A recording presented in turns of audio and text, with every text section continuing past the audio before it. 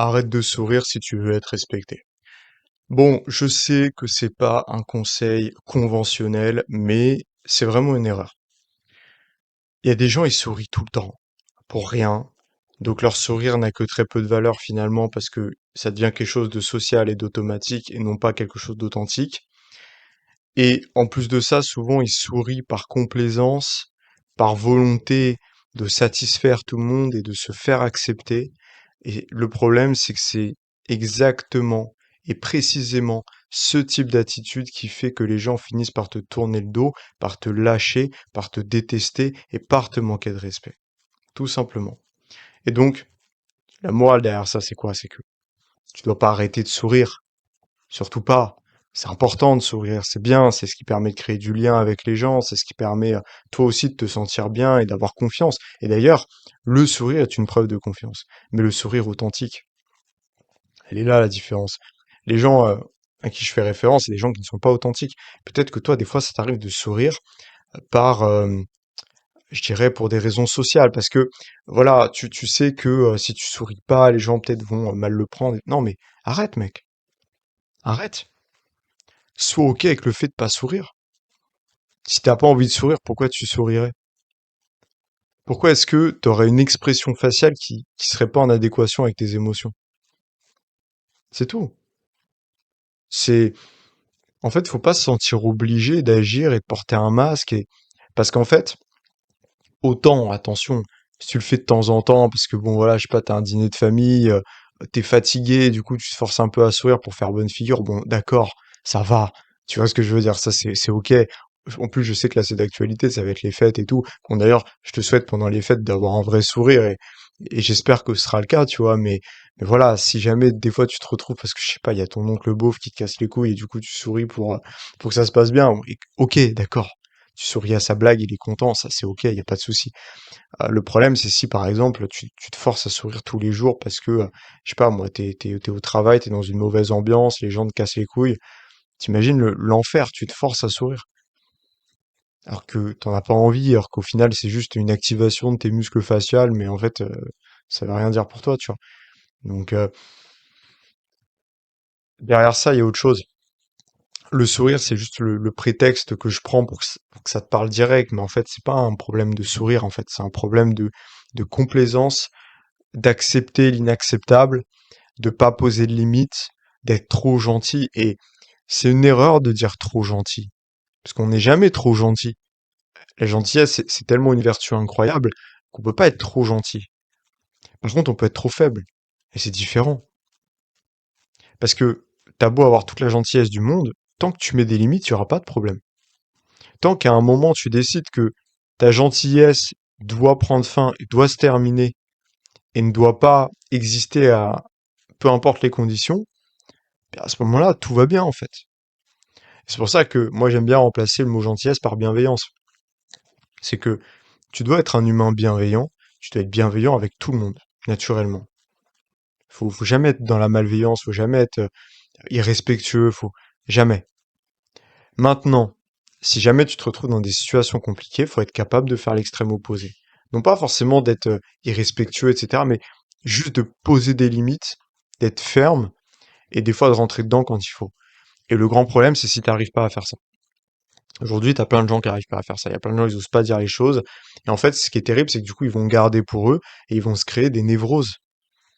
Quand il y a une situation qui te pèse tous les jours, et que tous les jours tu prends sur toi, traduction, t'as pas les couilles de te mettre face au problème, et donc du coup tu préfères intérioriser, sur le long terme, ce qui se passe, c'est que ça crée des dépressions, ça crée de l'anxiété, ça crée des maladies, ça crée des traumatismes, ça crée des burn-out, ça crée ce genre de choses en fait. Ça crée des pétages de plomb, ça crée des trucs horribles.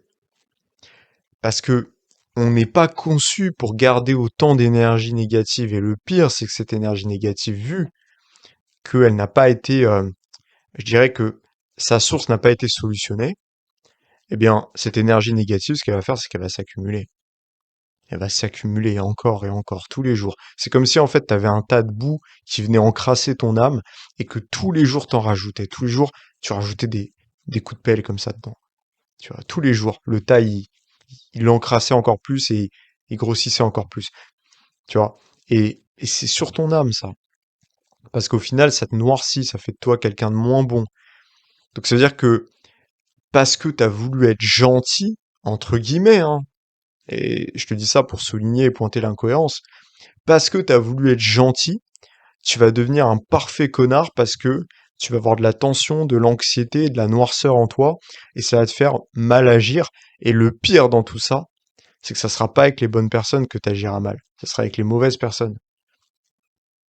Et quand je dis les mauvaises personnes, c'est des gens qui n'ont rien demandé, qui ne l'ont pas mérité. Typiquement, c'est le père de famille euh, pour qui ça se passe très mal au travail, qui a un supérieur qui lui fait vivre la misère, et c'est injuste et c'est triste. Mais en fait, vu qu'il ose pas dire les choses, vu qu'il ose pas régler le problème, vu qu'en fait il est pas assez fort pour affronter, pour bien communiquer, peut-être qu'aussi il a pas travaillé sa communication, il a peut-être pas travaillé ses compétences sociales, comme beaucoup de gens d'ailleurs, et donc du coup il sait pas comment bien communiquer. Et donc pour lui, il y a que deux options, c'est soit il prend sur lui, soit ça part en vrille. Il n'y a pas de juste milieu. Alors qu'en fait, si, il y a un juste milieu. Mais la plupart des gens n'arrivent pas à le faire. Et donc du coup, bah, il va garder sur lui. Quand il va rentrer chez lui le soir, qui sait qu'il va prendre? C'est sa femme, c'est ses enfants. Et en fait, c'est quelqu'un qui va détruire son foyer par peur du conflit. Et par peur du conflit, il va déclencher une guerre dans son foyer. En voulant être gentil, il va déclencher une guerre dans son foyer. La violence de la chose. C'est pour ça que j'aime pas parler de gentillesse, parce que y a rien de gentil dans les conséquences. Par contre, on peut parler de faiblesse. Parce que c'est vraiment de la faiblesse. C'est de la faiblesse que de ne pas avoir le recul, la force nécessaire aussi pour pouvoir communiquer avec quelqu'un, même si le dialogue est compliqué. Ça, c'est de la faiblesse. Et si jamais, enfin, c'est tout simple, mais si jamais le dialogue n'est pas possible et qu'il n'y a pas de solutions qui sont possibles, faut partir. Il y a toujours plusieurs plans. Il y a toujours plusieurs possibilités. On n'est pas obligé de subir une situation pendant des années. Surtout pas. Il y a des gens qui le font par acceptation des choses, par peur que la situation change, parce qu'en fait, ils ont tendance à estimer que la situation future a le potentiel d'être pire que la situation présente, et donc c'est pour cette raison qu'ils vont rester dans la situation présente. Par peur, par appréhension. Alors qu'en fait, la situation présente, factuellement, elle ne fait que se dégrader, et elle ne pourra être que pire que n'importe quelle autre situation future qu'aurait été envisageable. C'est tout. Et donc, c'est ça le problème derrière le sourire, en fait. À la base, je suis parti de ce truc de sourire de complaisance, de sourire social, de sourire faux, pour arriver sur ce manque d'authenticité, ce manque de limite, et cette faiblesse, ce manque de courage, ce manque de force, en fait. Cette faiblesse, ça détruit des vies. La faiblesse, c'est ce qui détruit l'homme, hein. C'est ce qui le fait flancher, c'est ce qui le fait tomber dans les addictions, c'est ce qui le fait être flemmard, c'est ce qui le fait manquer de discipline, c'est ce qui le fait mal gérer ses émotions. Et donc être mauvais aussi. La plupart des gens qui sont mauvais, ce sont des gens faibles, hein. Moi, j'ai vu très peu de gens vraiment forts être mauvais. En général, quelqu'un qui est fort, il a une telle stabilité émotionnelle et même dans sa vie en général, qu'en fait, à aucun moment il a des pulsions haineuses vis-à-vis de quelqu'un, parce qu'en fait, il est stable et il est équilibré, tout simplement. Et donc, c'est pour ça que moi, toute ma vie, je me suis toujours méfié des gens faibles, et à raison, hein, et je me suis jamais trompé. Parce que j'ai toujours vu que les gens faibles, souvent, c'était ceux qui étaient les plus à même de trahir, parce que c'est des gens qui ont pas assez de stabilité, qui ont pas forcément la force de dire non. Et donc, c'est des gens qui peuvent parler dans ton dos, c'est des gens qui peuvent faire des choses contre toi, parce ils oseront pas s'opposer à des gens qui te veulent du mal, par exemple. C'est des gens qui vont trahir un secret, c'est des gens qui vont peut-être te jalouser le jour où tu y arriveras mieux qu'eux, parce que eux sont faibles. Et donc, eux, ils savent que, en fait, ils ont fait le deuil de la réussite. Donc, du coup, te voir réanimer la réussite, en tout cas pour ton cas personnel, bah ça leur forcerait eux à se regarder et à regarder leurs agissements en face. Et donc ce qui est très douloureux, et donc ils préfèrent t'en vouloir. Donc voilà, c'est des gens, les gens faibles, faut les éloigner au maximum, au maximum. Ne fréquente pas des faibles, éloigne-toi d'eux comme de la peste, vraiment. Et c'est des gens très dangereux, hein. Judas était faible. Voilà, Judas était faible. C'est tout. Jésus était la force incarnée. Certains diraient oui, mais il est mort sur une croix. Ben oui, parce que c'est la force la plus absolue. C'est la force du sacrifice pour ses idéaux, enfin, c'est y a pas plus haut que ça, en fait. C'est pas possible. Il y a pas plus haut que ça en termes de sacrifice, en termes de courage, de bravoure. Voilà. C'est ça qui est important. Donc, je prends l'exemple un peu biblique, hein, enfin un peu complètement biblique parce que je trouve qu'il est bon. Mais voilà, c'est ça. La faiblesse, elle est à bannir pour ta vie et pour toi-même, mais aussi chez les autres. Et attention, je parle de gens faibles parce que voilà, on parle vraiment de gens qui ont accepté la faiblesse et qui la remettent pas en question.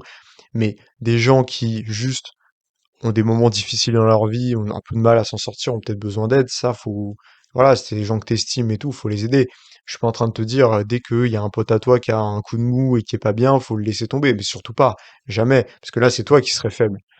Parce que tu te mouillerais pas pour ton pote, et ça, je trouve ça dégueulasse aussi, c'est un manque de loyauté. Donc, faut le juste milieu. Par contre, si jamais ton pote, il choisit vraiment d'accepter cet état de faiblesse et de s'engouffrer là-dedans et qu'il veut plus rien entendre, bah là voilà, tu peux plus rien faire, tu vois. Donc c'est ça, c'est le juste milieu aussi. Donc j'ai envie de conclure là-dessus cette vidéo. Je pense qu'il n'y a pas besoin qu'elle dure plus longtemps. Je pense que c'est très bien comme ça. Si jamais, voilà, tu le sais, hein, si tu veux augmenter tes compétences sociales, tes compétences personnelles, devenir celui qu'on ne pourra plus jamais ignorer, devenir terriblement impactant et donc comprendre le jeu social, le maîtriser et en faire une force, une arme qui va te permettre en fait de réussir dans ta vie en général, que ce soit en séduction, auprès de tes proches, dans ta vie professionnelle, dans ta vie de manière globale et donc d'écrire ta légende personnelle. Donc voilà, si tu veux réussir à faire tout ça, tu as un appel stratégique qui est offert. Tu cliques sur le lien dans la description, tu auras un appel avec moi, on va échanger sur ta situation, on fera un bilan ensemble et ça te permettra d'avoir des clés, une stratégie sur mesure pour évoluer, ça va être fou. Ok? Donc mon loup, on se dit à la prochaine, réserve ton appel et on se dit à demain du coup, passe une bonne soirée.